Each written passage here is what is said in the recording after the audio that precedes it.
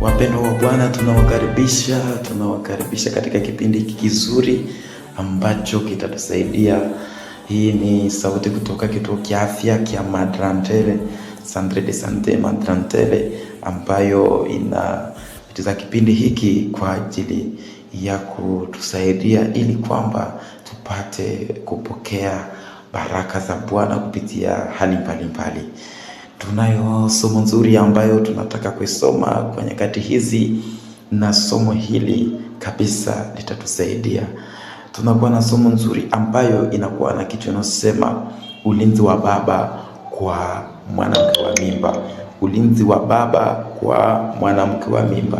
Namna gani baba anapaswa kufanya ili mwanamke wa mimba, mke wake aliye na mimba, apate kuzaa vizuri, apate kufaidika katika maisha yake, apate kuzaa mtoto atakayekuwa wa faida mbele za Mungu. Wapendwa wa Bwana, tatizo ni kwamba nyakati za mimba wa baba wengi wanawaacha wake zao ili wapate kufanya mambo yote ambayo pengine wanahitaji. Wababa wengine hawajibu mahitaji za wanawake, pengine hata kama atajibu kwa namna ya kipesa, lakini kwa namna ya urafiki utapunguka, kiasi kwamba unatazama kama baba ataleta chakula na kileta kana kwamba anakitupia mnyama fulani, kama pengine ataleta sijui kama ni kusema mazungumzo, utakuwa anataja kabisa kumwonyesha kwamba yeye ameshinda hapo nyumbani, yeye hafanyi kazi, yeye hapati pesa, yeye mume ndiye anayefanya vyote. Na sasa unatazama wengine wanaishi na wanawake kana kwamba yeye kabisa anakuwa mtu bure, mpaka wengine hata wanafikia kiwango cha kuacha wanawake na kwenda kutafuta wengine wanawake, anaenda kujitafutia wengine kule katika mji na kumwacha mke wake pale.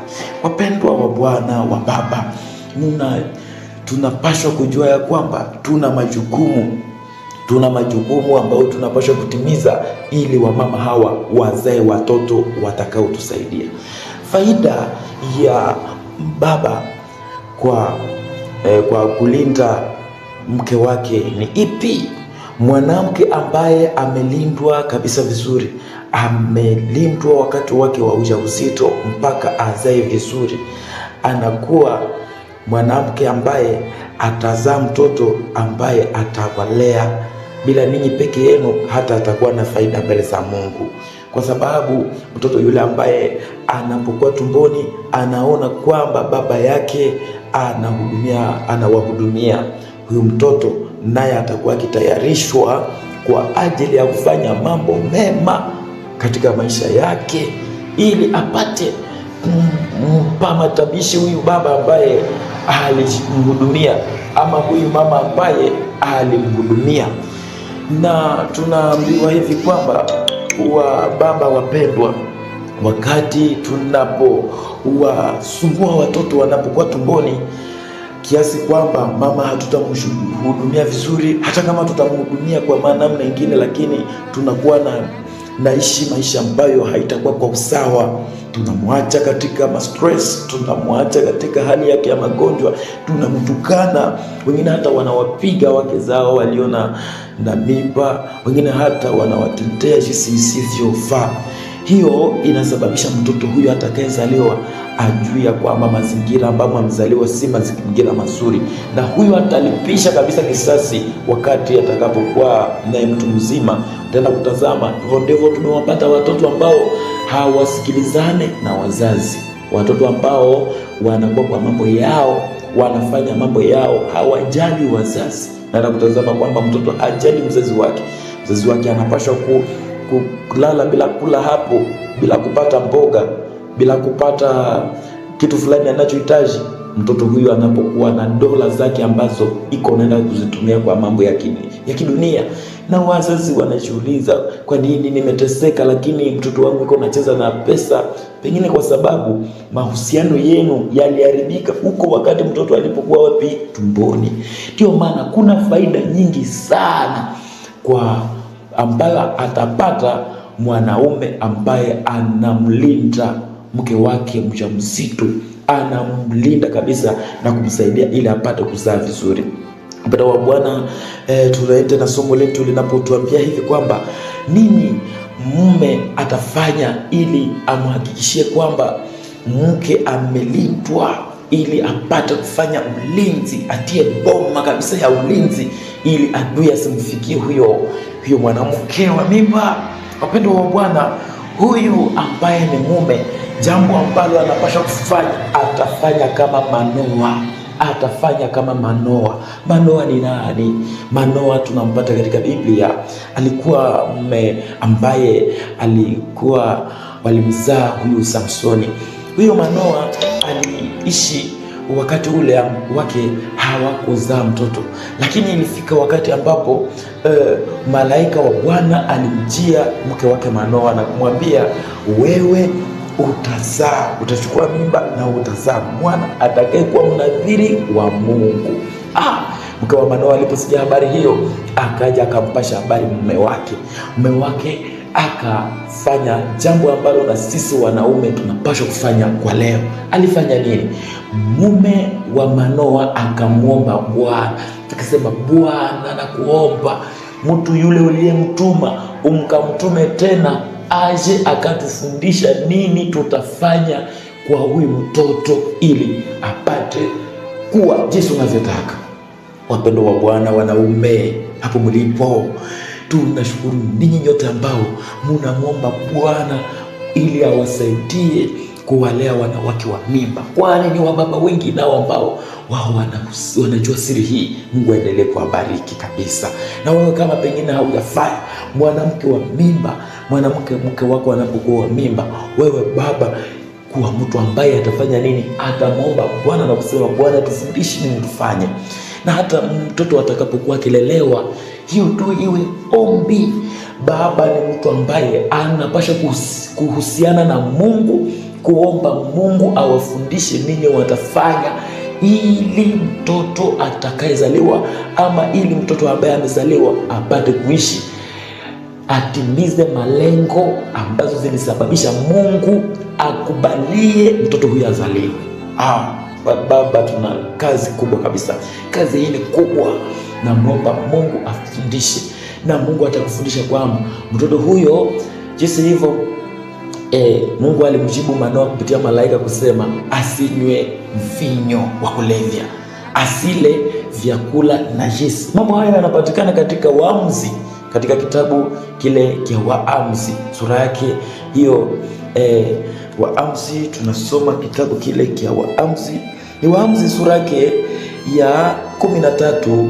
Ukisoma mstari wake ule wa 8 utapata maneno haya. Waamuzi 13 mstari wake wa 8.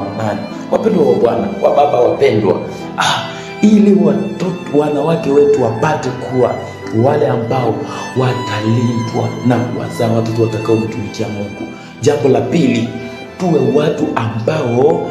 watu ambao tunaenda pamoja nao kwenye chuo cha afya. Unapeleka mke wako kwenye daktari, na hiyo inaitwa sepen papa.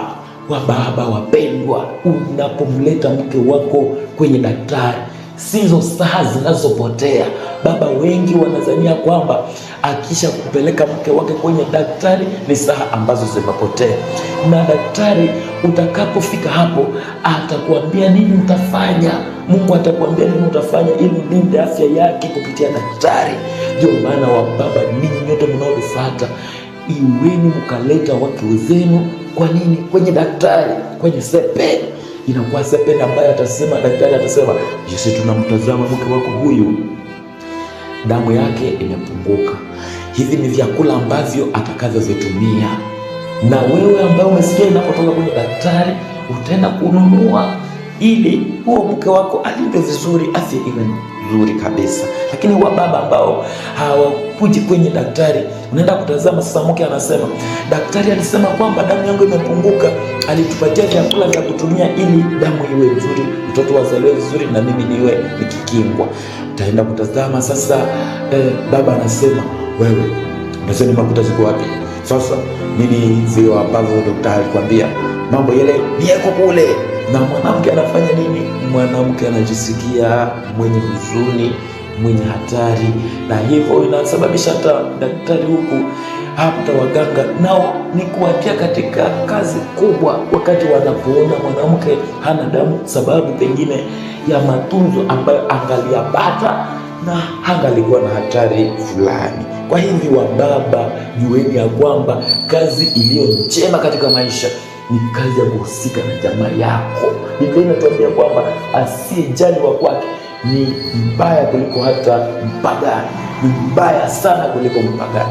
Ndio maana sisi wa baba ambao tunataka maisha yetu yawe mema, tuwahusishe, tuwajali wake zetu napokuja nao moja kwa moja kwenye daktari. Ulize daktari, umeonaje mke wangu, anaendeleaje, tufanye nini ili apate mzaa mtoto atakaye kwa faida mbele za Mungu, faida mbele za watu. Wapendwa wa Bwana, wa baba, tunapenda kuambia kwamba ukienda kutafuta mali na kuacha kushughulikia jamaa lako, hawa watoto wakizaliwa ambao haukuwahudumia, hizo mali ambazo unazozitafuta zitaisha na wewe hautajua mahali zilikwenda, kwa sababu watoto ambao hawana elimu watafanya mambo ambayo yataleta ili kila siku anapokata problem. Hiyo Kiswahili ya kukata problem, unajua kukata problem, anapokata problem utaenda fanya nini? Pesa zako zinaenda kule, parcel yako wanasema tunanunua, unaivishi na nini, unabaki tena bila pesa. Heri kushughulikia kwanza familia lako, kisha kushughulikia familia lako, sasa na mengine yote yatatokea vizuri. Ndugu mpendwa, somo zetu ni nyingi, zitakuja tena. Hii somo tutaendelea nayo wakati mwingine, lakini kwa sasa tunatakia kwamba amani ya Bwana ipate kuwa pamoja nawe. Mpendwa baba, hizi siri mbili zipate kusaidia kwa leo. Siri zingine zitakuja zikifuata, lakini hizi zikusaidie. Tunasoma kwamba ya kwanza, umuulize Mungu ufanye nini ili mtoto huyo azaliwe vizuri, mama yake azae vizuri, mtoto huyo amtumikie Mungu. Muonyesha kwamba sisi wa baba tunapaswa kuwa na uhusiano na Mungu, tulete jamaa zetu kwa Mungu, tumwombe Mungu afanye miujiza yake na ulinzi wake utimilike katika maisha yetu. Jambo la pili, tumeona kwamba sisi wa baba tuwapeleke wake zetu kwenye daktari ili daktari apate kutuambia nini tufanye, na vyote tutakavyovifanya vitasababisha kwamba vyote tutakavyovifanya kwa mahusiano na daktari vitasababisha kwamba wake zetu wawe na ulinzi, nao watatuzalia watoto watakao tulea tutakapokuwa wazee. Wababa wapendwa, tunawatakia amani ya Bwana nyote ambao wake zenu ni wanawake wa mimba. Bwana apate kuwabariki, na wale ambao karibuni nao wake zao watakuwa na mimba, nyote tunawatakia baraka za Bwana. Wamama wajawazito, Mungu azidi kuwasaidia mkazae vizuri. Nina imani kwamba Mungu yuko pamoja nanyi, na wote ambao wanakaribia kuzaa na wale ambao washazaa, nyote tunawatakia amani ya Bwana. Ni sauti kutoka kituo kia afya kia Madrantele ambayo inawasalimu na kuwatakia amani ya Bwana, na kuwakaribisha wote ambao ni wajawazito, wote waje wakazaa hapa, kwa sababu maternity yetu inasaidia kabisa kwa kuwazalisha watu, na hatuishie hapo, tunaenda kufundisha na hata tunajifunza pamoja majukumu yetu ili watoto wale wawe faida mbele za Mungu na mbele za watu. Kwa hivyo ngoja tuombe. Bwana Mungu wetu wa mbinguni, tunatoa shukrani kwako kwa sababu umetupa wake zetu hawa. Sisi wanaume tufundishe kuwashughulikia vizuri wanapokuwa na mimba, ili wapate kuwazaa watoto watakao kuwa wa maana mbele zako, watakao kuwa wa maana mbele za taifa, watakao kuwa wa maana mbele zao hata wao wenyewe. Tunaomba wanawake hawa walinde kabisa, wengine wale walio na huzuni wafariji, wape nguvu. Tunaomba kwamba uwasaidie watoto walio tumboni wazaliwe vizuri, na hawa ambao washazaliwa na wakomae vizuri. Amani yako iwe na jamii na jamaa zote wanaotufuata kule kote waliko, kwa jina la Yesu Kristo, amina. Bwana awabariki. Asante sana. Bwana utusikie. Bwana wangu leo mimi naja, Bwana unirehemu. Miguuni pako nimeketi, Bwana unisamehe. Wewe ni mwingi wa rehema, tena ni mwingi wa fadhili. Waja wako tunaomba, Bwana utusikie.